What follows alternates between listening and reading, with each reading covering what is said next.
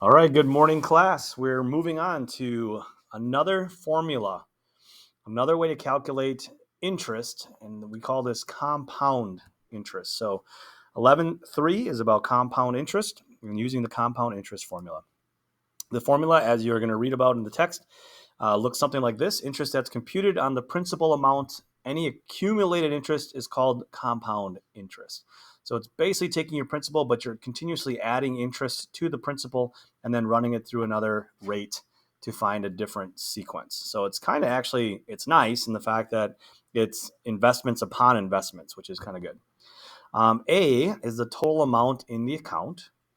P is the principal amount. R is the interest rate set as a decimal. N is the number of compounds per year. So if it compounds quarterly or annually or heaven forbid, like daily, that'd be wild. It's going to tell you how many times per year it's going to compound. And T again is time in years. So looking at compound interest, we have a couple examples we're going to go through. First is determine the amount and interest when $1,500 is invested for 5 years at 6% compounded annually. If I pop back one slide, you can see that we're talking about these different characters here. Our formula, we don't have to build this formula. It's kind of nice. It exists already out there. We just need to know what goes where. So we're looking for principal, we're looking for rate, we're looking for the time, number of compounds per year, and how long. Let's take a look. So first setup, A is 1,500. That's our R, our P for principal. 1 plus, this is our rate, over 1, and to the power of 1 times 5. So we plug this all together. We get 1.06 to the fifth times 1,500. So it's going to be about $2,007.34. So that is interest earned is the amount minus the principal. So if we subtract our principal, we actually earned $507.34 on interest. So this is how we use this equation to calculate out compound interest. Example number 2, Chloe. And you might have one of these things going for yourselves. You might have some kind of savings account. I know that my wife and I set aside some money for our kids in a educational account. It's actually a 529. And so as we deposit this money in savings, the account pays 4.75% interest and it's compounded quarterly. What will be the total amount of money in the account 15 years from the day deposited? This is pending not putting any more money in there. So again, our principal is 2,500.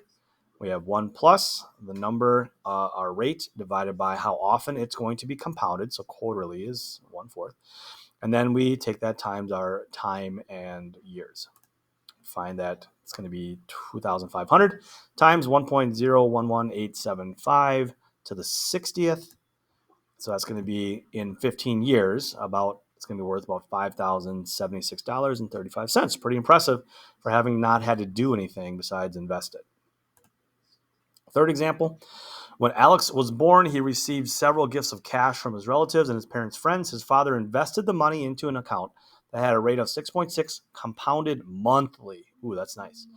If the amount invested was $410, he determined the amount in the account on his 18th birthday. So at birth, they put 410 in at 6.6 compounded monthly. It's going to run for 18 years.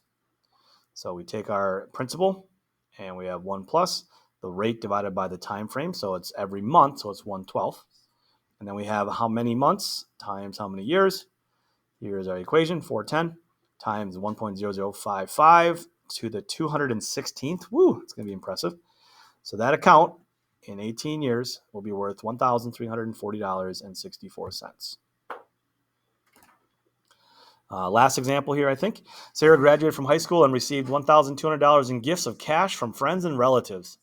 I think a couple of my senior students here are going to invite me, and they think I'm going to bring money too. We'll see. It depends on how good the pulled pork sandwiches are. She also received 2 scholarships in the amount of $500 and $1,000. And Sarah takes all of her gift and scholarship money and invests it in a 24-month CD paying 5.2% interest, which is compounded daily. How much will she have when she cashes it in after 24 months? That's pretty impressive. So our total amount is 1,200 plus 500 plus 1,000. So we have 2,700. our rate is 0.52 or 0.052 divided by our compounding. We're doing it every single day, so 365. Excuse me. And that compounding rate times the number of years times 2 years. So when we calculate this out, we get that will turn into $2,995.90 in that time frame, 2 months. So compound interest, cool stuff. If you have the money to invest, recommended. However, life goes along. You might have to actually use your money to buy some things.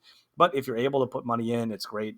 This also goes along with like retirement funds and things like that. So it's important to have a base understanding of how this calculation works so that you can hopefully get ready for retirement. It's never too late to start putting money away. Here's the homework for this section, 11.3. It's on pages 542 to 545. We're doing numbers 8, 12, 16, 18, 22, 26, 28, 34, 38, and 46. We'll see you next time.